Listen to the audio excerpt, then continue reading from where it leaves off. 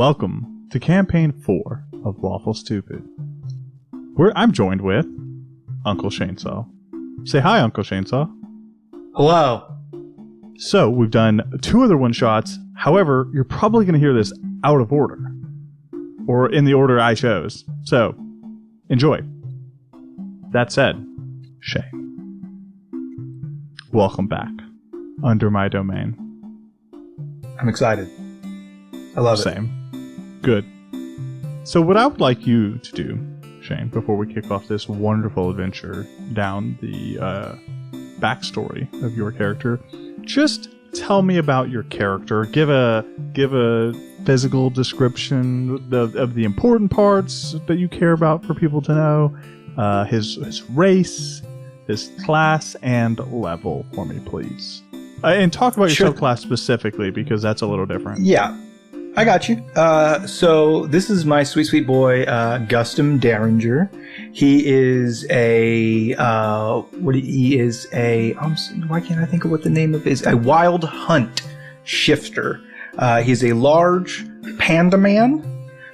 He is a custom subclass that I've had for a while now, called the Circle of the Twice Baked, which is a subclass coming from the Twice Baked Soul, the kind of blue magic cooking based subclass series, I guess. I've made a few of them now. Yep. For a few of the primary classes, but he is a druid. Some of the special things about him is that he is kind of like a blue magic class, so he will be collecting like monster bits throughout the campaign, and he will be cooking with them. He is an accomplished chef, and as he eats these magical meals that he creates, he's going to be able to get some powers from those creatures, kind of mimicking their abilities and their strengths. So very fun times for me. And so class and level, did we say that? Yeah. So he is a Circle of the Twice Baked Druid. He's level 3. To describe him, he's like a big old fella. He's 6'4", 270-ish pounds. Looks like a large panda-like man. He's got those dark circles around his eyes, and he's got little black ears amongst his white hair and kind of long sideburns that come down. Kind of a big bearish man, dressed in chef's garb, so just really simple kind of hemp and linen clothes with like a little white towel cloth tied around his waist. He has a large pack on him almost at all times that's just filled to the brim with various cooking equipment hanging, with like pots and pans and whatnot hanging off of it. And that's kind of his traveling gear. His general vibe. I love it. I'm excited. I love the blue magic element. I love the Twice Baked Soul. I've been alongside it a few times now, so I'm pretty excited to help you enjoy it some more. Never done it in a long form campaign like this before. I've done it for like a one shot. I've done it. This is going to be really, really cool to see it play out, kind of maybe tweak and refine it and play test it a little bit as we go. I, for one, am very excited, especially in the setting we're going to be in campaign 4. Mm-hmm. So, if you're ready, sir? I am, sir. Well, let me take you on an adventure then.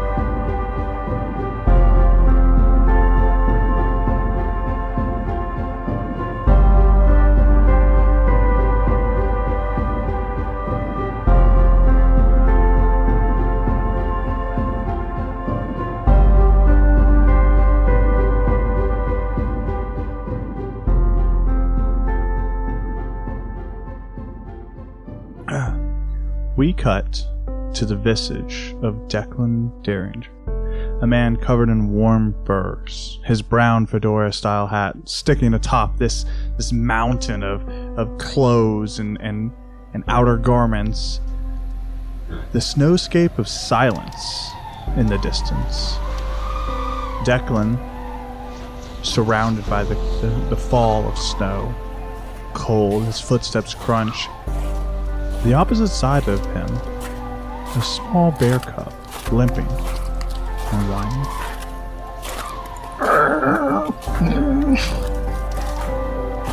Declan makes note that the bear cub has panda-like markings around its eyes. And he says, "It's okay, little one. I can help you. You look hurt." Does the bear cub trust him? No, he's very standoffish and defensive. He continues to growl weakly.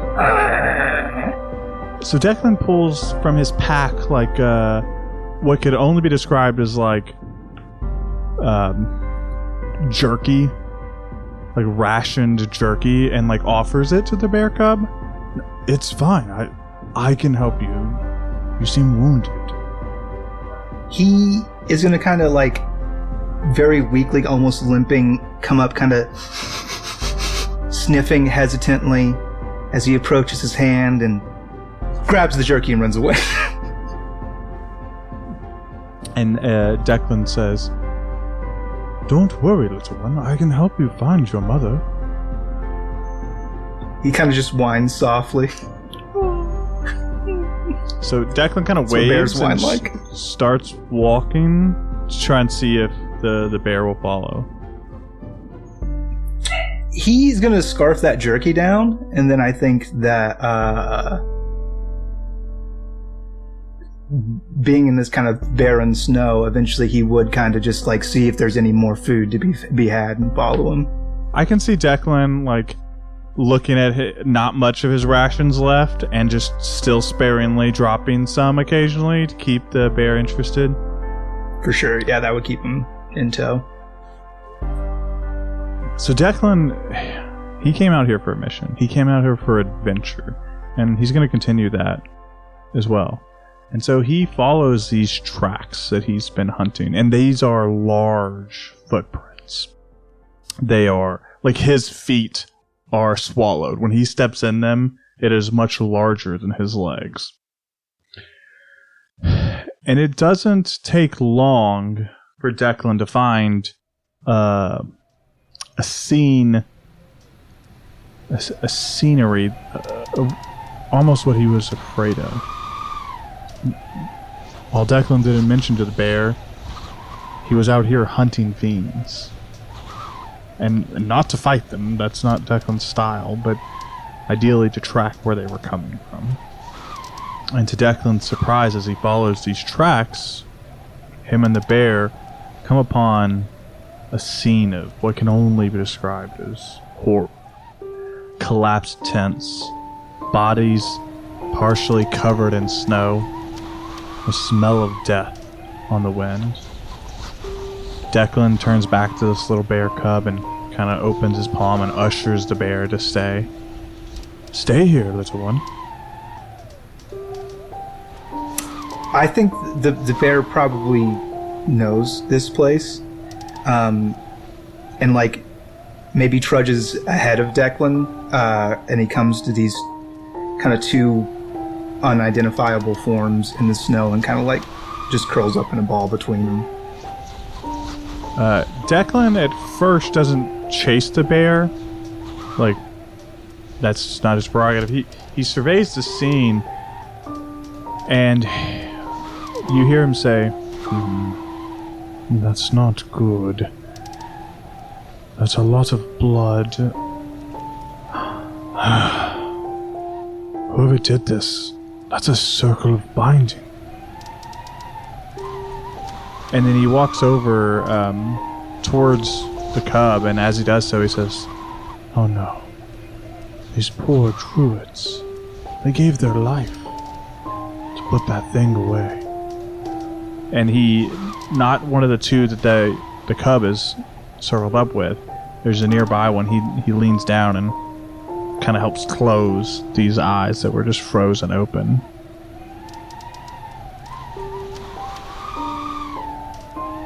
And so he walks over to the cub and kind of puts together the druidic nature and potentially has this idea. And he kneels down near the cub very slowly. You can like slowly hear the almost heartbreaking crunch of snow as Declan leans nearby and says, "Is this your circle?" I think that the cold has been wearing on this cub for a long time now, and as he's laid up here in the snow, his breathing is becoming more and more ragged, and is in a real bad way. Declan gets closer, noticing the bear is not reacting, and just kind of gives him a pet. Can you hear me?" And I think with that, there's like a shiver from the cub, and as the cold just finally eats away at him, and he kind of just shivers and breathes this ragged breath, he collapses and transforms into the shape of a small boy with these still panda-like characteristics, covered in just sparse rags, just face down, unconscious in the snow. Declan quickly takes off his outer garments and wraps the boy up. "You've been out here all alone." Declan takes a look back at the camp, surveying the damage and also the time that this boy must have been out here alone. "How long have you been out here? How long have you hid away in that bestial form?" Declan looks down at this small child. "It's no matter. I've got you now." Declan takes the boy in and he scoops him into his arm, and he begins to march back towards his own camp. "We won't forget your family, little one. But we will give you another hearth to lay your head on."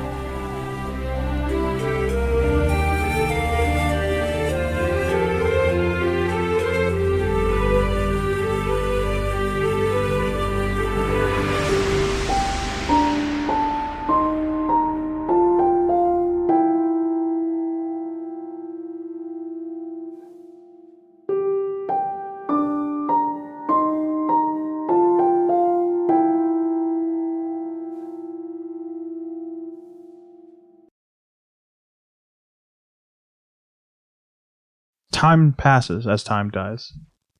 Suns rise, suns fall, moons shine, moons wane.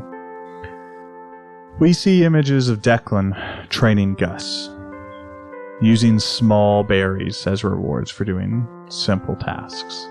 Declan pats Gustum's wild hair and hands him a small berry. "Good job staying in your mortal form. You don't need the safety of that bear anymore." And we see more images still of Declan training Gustum on very normal things, like staying in his boy form, learning to shake hands.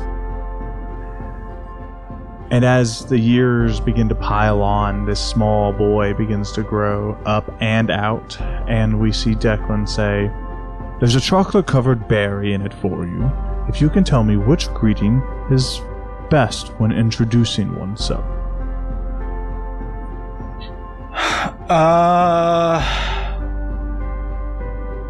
Hello, I'm Gustum. "Not bad, good start." And he hands you a chocolate berry. Oh. Time marches on, and we see Gustum grow a few years more. Now a teen. And Declan and Gustum are working together, still some more training, and we see Declan say, "Kato found some lemon chocolate bars while at the market today." Whoa! You can have one as soon as you transform into a bear and then a timber wolf, without the panda markings. Oh, bummer. Okay, alright, here we go. And I think he tries. That is actually outside of my area of expertise. I cannot become a bear. So I think that, not like a full-grown bear. I think that he goes like bear cub instinctually, and he's just kind of this weird-looking, like, he's got one under mark of a panda eye, but the other one's clear, and there's nothing on top, and he's like, And you see Declan toss this lemon chocolate bar. Scoops it up off the ground. Okay, and now a wolf, right? Correct. I can do this one. Alright, here we go. I don't know what that sounds like. It's not really hard. Yeah, I know. That's how I transform. Yeah, no, not he tosses the lemon bar. No. He turns into like a wolf, just like a regular wolf, not a timber wolf particularly, but just a wolf. And then Declan walks over and kneels. I guess not kneels. The wolf's pretty tall. Just rubs the wolf's snout and hands another lemon chocolate bar over. Scrub. Good job. And then we see the visage of... We see time pass. We see the scene change, and we see the visage of Gus laying around as a small cat with the white and black coloring around the eyes, the almost panda-esque. And you hear Declan say, "Come, Gus, I need you to go on an errand with Kato." Do I have to? I figured as much, but this one is different. Declan waves around a chef's spoon. "I've got someone for you to meet. Her name is Trifle. Have you heard of her?" The Trifle? The world-renowned chef? Yeah, I've heard of Trifle. Well, I've pulled some strings, and she will be mentoring you for a while. You can travel with her and learn to cook and learn the world from her. Are you serious, dog? It's imperative to me that you learn to survive on your own, Gustum. I won't always be around to protect you, and neither will Kato.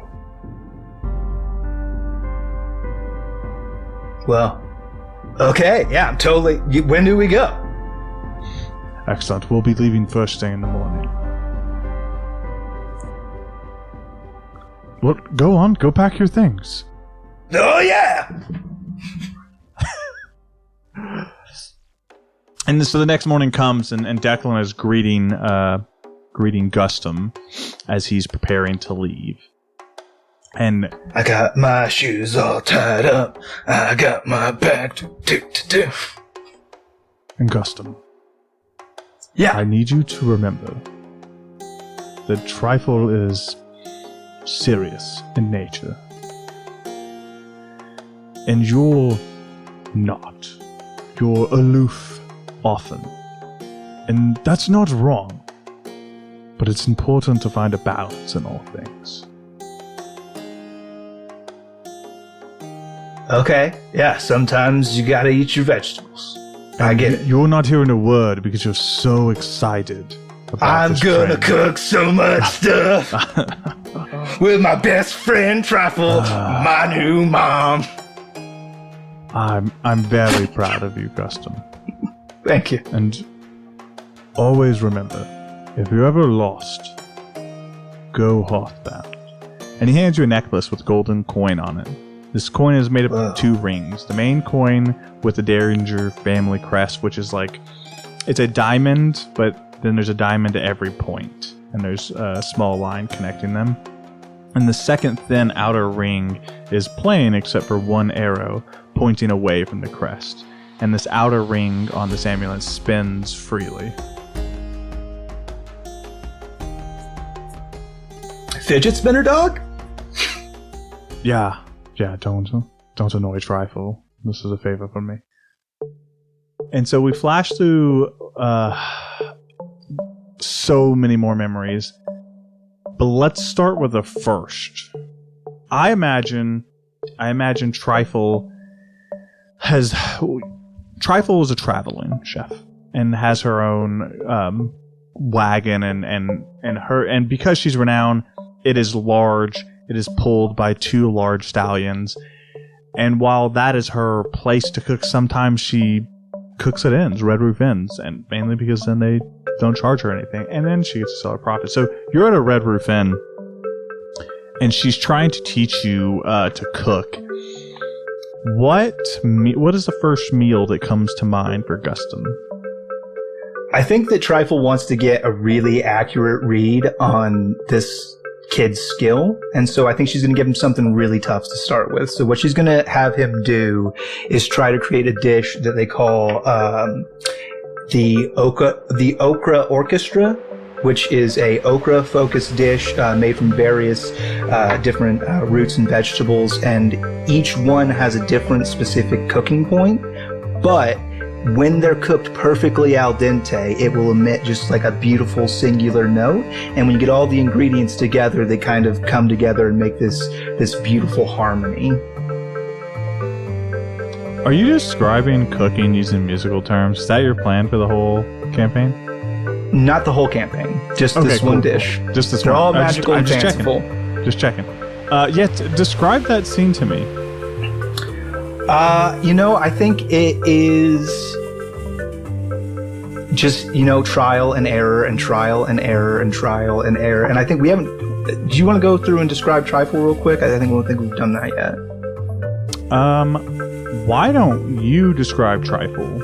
So Trifle is really your baby. For sure. Trifle is she appears to be a young woman, but she's a drow, and it's impossible to know her real age. She has a more mature demeanor and countenance, so you think she's an older drow woman, but she is in very standard chef's garb, so like what you would expect like a modern chef to be wearing, so like the big white hat, and then the kind of the Mandarin collar with the buttons and the sleeves rolled up, and she is currently... not always, but currently she is observing the rite of the Silent Sioux. So currently no speaking for Trifle. They believe that the tongue's one true purpose in life is to taste, and they can get a richer and deeper taste from what they eat by not speaking. So she is currently observing that vow. So that is kind of there's like a language barrier, I think. So what we see in this scene is just the same thing over and over again of Gus coming up with these dishes and then them being slightly, in this case, literally out of key. There's like a discordant note. Something's not perfect and it doesn't sound beautiful. So he'll present it to her. She takes a look, listens, shakes her head, tosses it in the trash. And then just you see when she does that, and she gives a stern look and tosses it in the trash. With very simple motion of the finger, she just swirls her finger, almost as I do it again, like once more.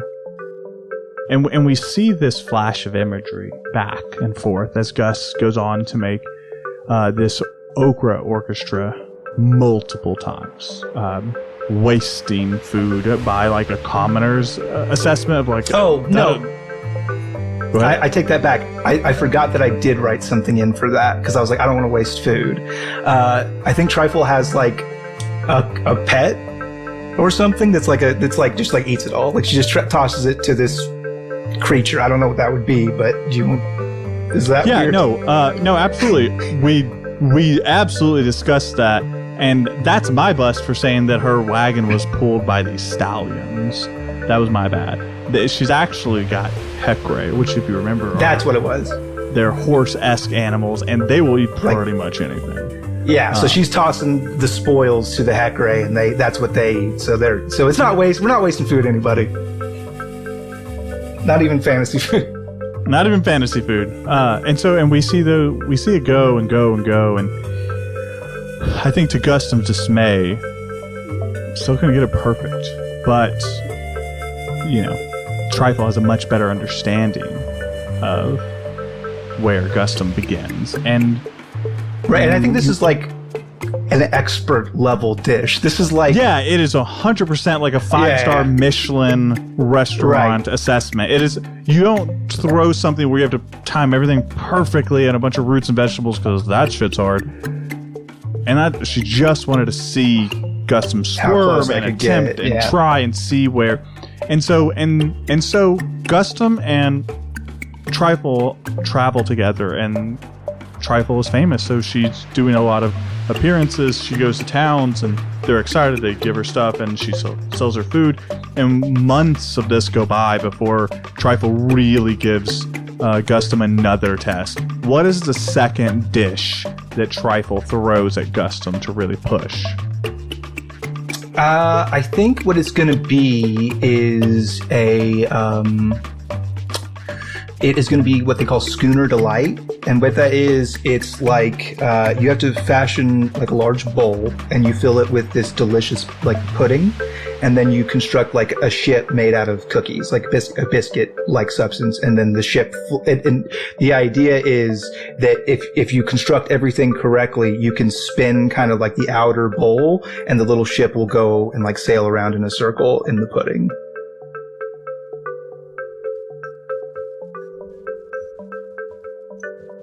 That is a very unique dessert. And so you guys do. And it is a lot of, with it being a pudding, a lot of like cooking pots, like heating it up and then cooling it down, heating it up and like cooling it down. And I think same deal. I think with it being pudding, it's different, right? I don't think she, like as you make this creation and you spin the bowl and you start to see like the ship go and then it just veers into the center and just stops moving. She doesn't feed it to the heckler. Instead, being a renowned chef, she uses her own extra-dimensional space and puts them into these almost like cups and puts them into the extra-dimensional space to keep safe for orphans when you guys go between towns. Because it's one thing just to give these hecklers a shit ton of vegetables and meat. It's another to fill them up with chocolate. So you do that, and there's almost a heartbreak every time you finish and spin the bowl and watch it fail, and her shake her head, spin her finger, and not only the failure alone, but then you watch your mentor pull the bowl, pour it into cups, and store it away.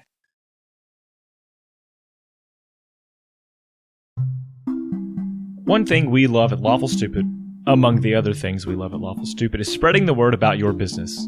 Or maybe you want to tell your sweet, sweet grandma that you love her for the world to hear. We want to give you that chance. If you're a business and want to get your services on the air, or just want to tell a loved one a personal message, head on over to lawfulstupid.org/message in a bottle. There you can take around 250 words to say what you want. Business ads are $20, personal ads are $10. Tell the world what you have to hear with Lawful Stupid's Message in a Bottle.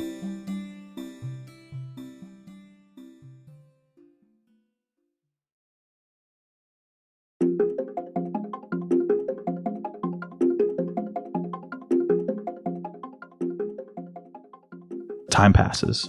More and more months go by, and I would say even a year or so as you guys continue to travel. And I think your travels with her are not just continent-based. I think you travel between continents, which means boarding Trifle's traveling kitchen onto ships and then moving across the oceans. I think you're in Uri at some point, and you're trying to learn your next dish, or she's trying to test you once more. And maybe a year's not enough. Is it a year? Is it 2 years, Shane? How long before a third solid test do you think Trifle waits? So it's worth noting that between these big tests, Gus, it's not just all failure for Gus. It's not like he's never like, correct. Like she takes him back to basics and like here's bread and like here's a steak and he is learning and growing. But these are these big moments. Yes, these are the big tests. This whole time that you're traveling together, you are her first chef. You're cutting vegetables. She's teaching you bread. She's I think on your off days she's she can't talk, but she like points at a recipe. And you know that you have to memorize it. And that she's going to ask you not only the ingredients, how you do it, and then she's always going to trip you up because if you just read it perfectly, she's not going to be happy. She wants to know what that recipe is missing. Right.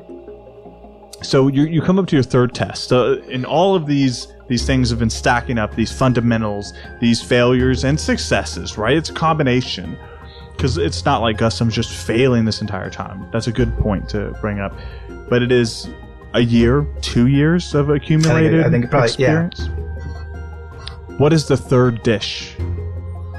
So another thing that we focus on just outside of cooking is just the acquiring of these ingredients, because none of it's common and none of it's easy.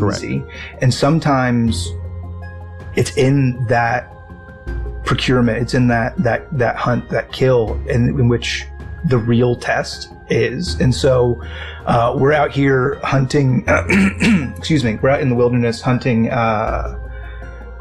call them twilight fawns. They are this quadrupedal, very deer-like creature that only appear in the very wee hours of the morning. And if you can hunt one without it knowing that you are there, its meat has this amazing aroma that smells exactly like whatever your favorite smell is. But if they're startled, they release a chemical, an endorphin, that makes the meat just smell horrendous. So it's kind of like this, the test in of itself is to hunt. So we see, I think, Gustum as a panda-spotted timber wolf stalking through these woods and trying, and on more than one occasion failing to get one of these twilight fawns without them. Roll me a stealth check. I would love to. And you can use your stats, or you can use a wolf's stats. I will use the wolf stats. Each test is totally based on each campaign, and I'm digging it. Is a 14. Okay. With a 14, I think Gustum scares a couple before he's able to track down one 100% unheard, unstartled. Because that's, like you were saying, that's the sweetness of the meat, of being totally unaware and at peace when life is taken.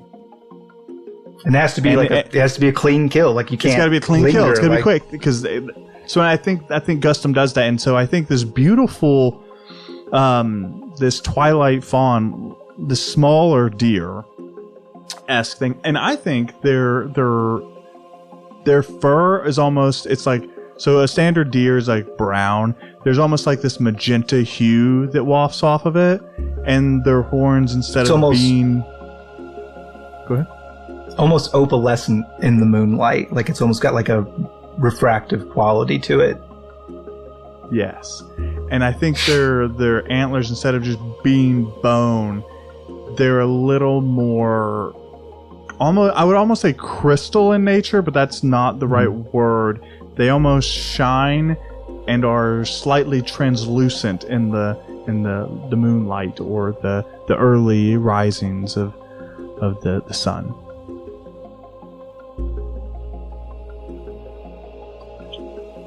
And so you're able to leap on it and just go for the so neck. What do you make out of quick that? Yeah, so this is going to be we're gonna do this up full smorgasbord style. We're gonna do the ribs up. We're gonna do the shanks. We're gonna do steaks, and then everything else is gonna be processed for sausage and jerky. But I mean, it's at this point, Gustum. The real challenge with this was getting the meat in one piece, and he did that. So, like, his skill cooking meat is already there, I think. And I think when you come back with a kill, and what is Gustum's favorite smell?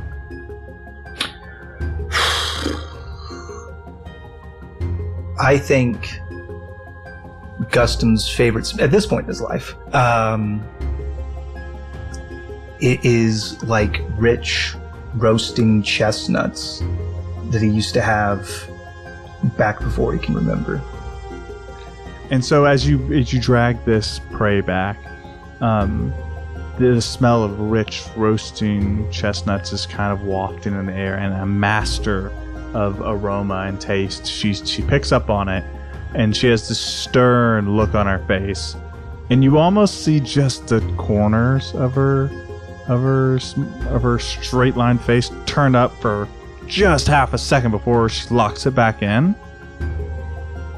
And for the first time in a long time, and the first time ever on one of these bigger trials, she doesn't shake her head at you, and she doesn't spin her finger. How does that make Gustum feel? I think he's like excited but he's like waiting for that bite. He's waiting for her to actually taste it and acknowledge it.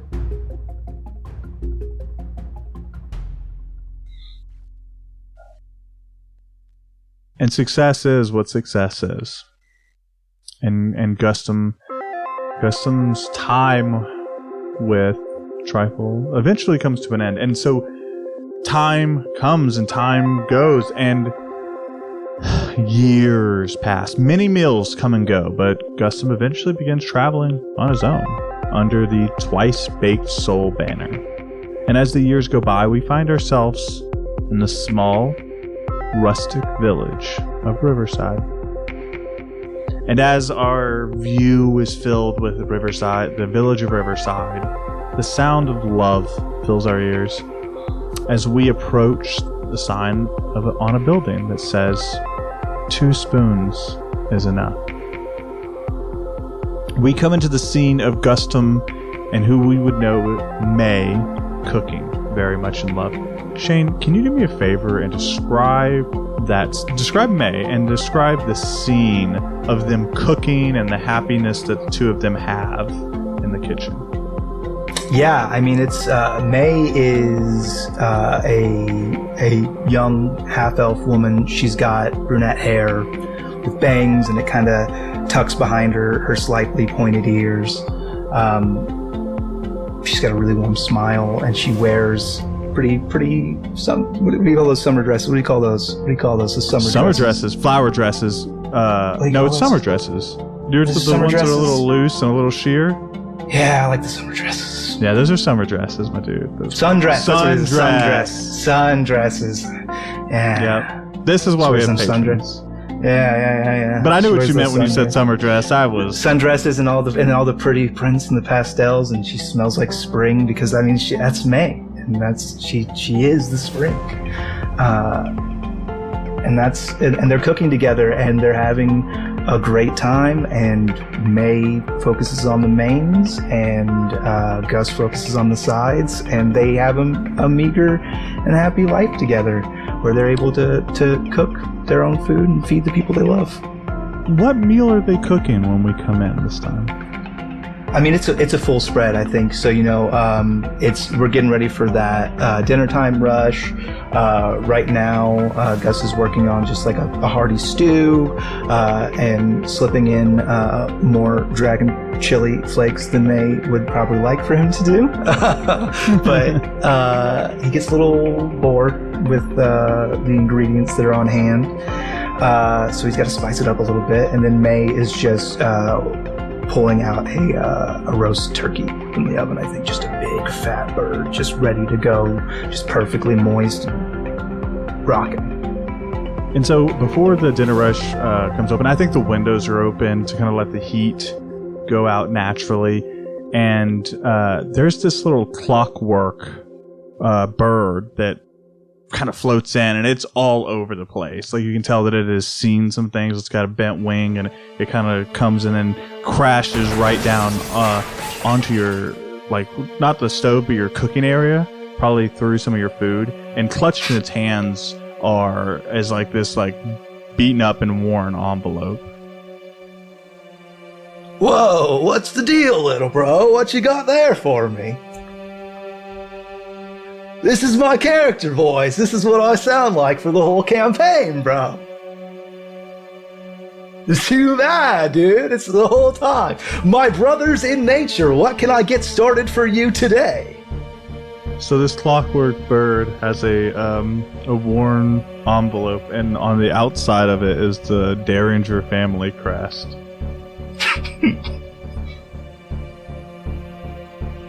Little bird bro, give me your letter. And it kind of releases the envelope, and its eyes kind of fade, and you can see that this clockwork bird has shut down. Do we need to take a minute? Can we get the giggles out, please? This is just what my character sounds like, okay? He comes from the planet of Slam Zone! So that not helping. So you pick up this envelope and open it, I believe. I do. And it begins with, Dear Gustum.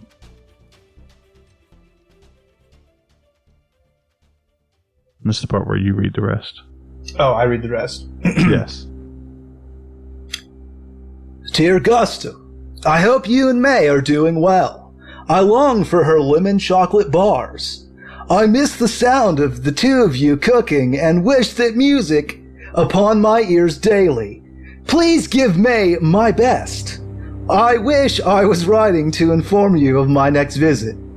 However, while you have been gone, I've ventured onto my greatest exploration yet.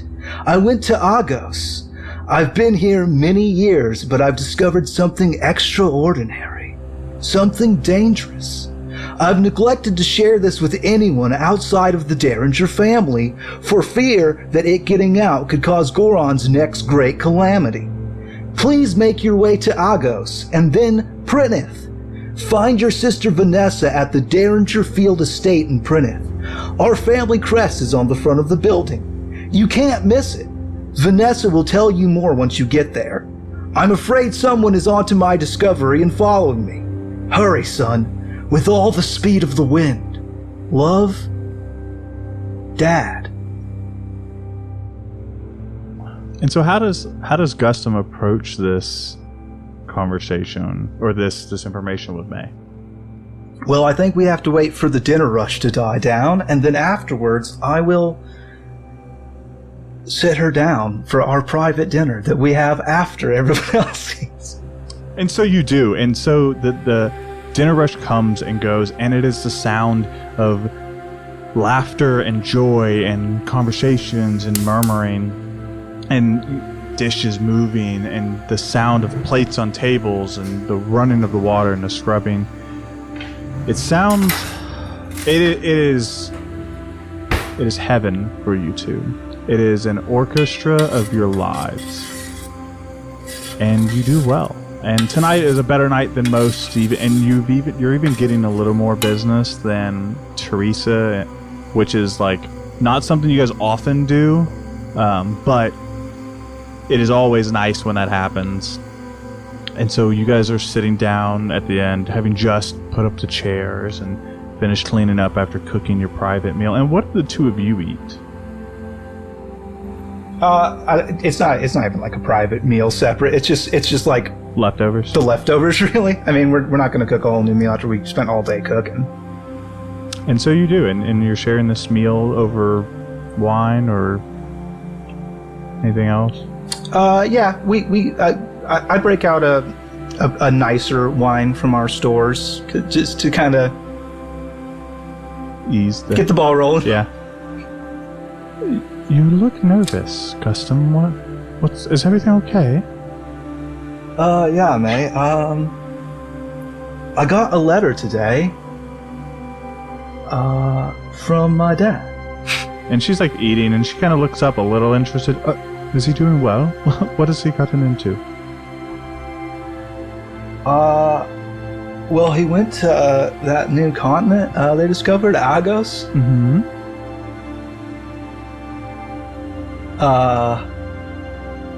And he's asked me to join him there. Apparently, he's made some kind of discovery, and he thinks it could be dangerous. And you need to go? Why not Kato or one of the others? A little more suited for that kind of thing. Well, I guess it's kind of like an all hands on deck kind of thing, you know? Well, how do you feel about it?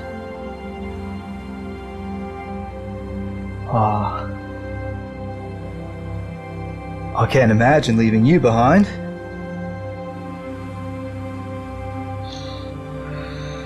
Do you want? But my family needs me also. And she's kind of, you can see this like wave of sadness kind of flash over her.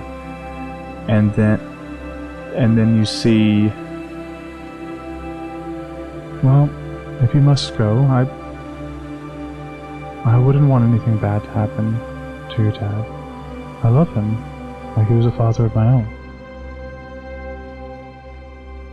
However, I do have one condition. Okay. You must write me every day. I want to know exactly what you're eating.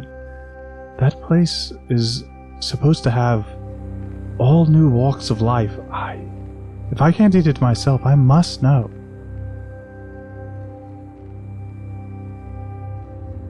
I could do that.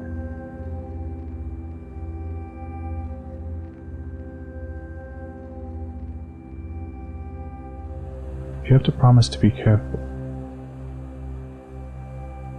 I could do that too.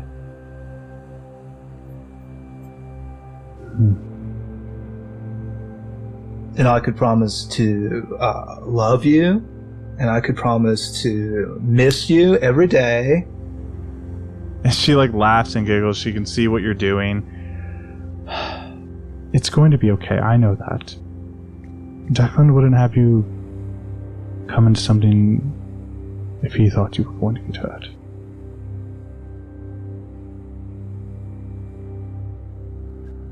Well, hopefully you won't be gone too long.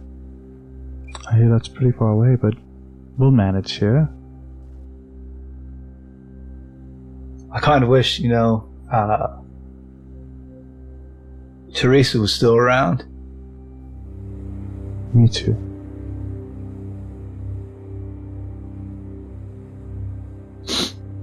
You kind of see her tearing up a little bit, and she takes her napkin and wipes it. Are you going to be okay without me? Yeah, of course. I will be fine. It's a lot, we had such a good night out. I wasn't expecting to end it with partying. Well, the night's still young. We got lots of this fancy wine left. So we do. And I think the outer view, it starts to begin to pull out, and we watch May and Gustum as they share a meal together and wine, and they laugh. And the last scene we see of them is the two smiling over a table and this meal. And I think we flash to a reluctant parting of Gustum and May. Like a hug and embrace. And then Gustum begins loading up a wagon. And I think that's where we'll end this episode.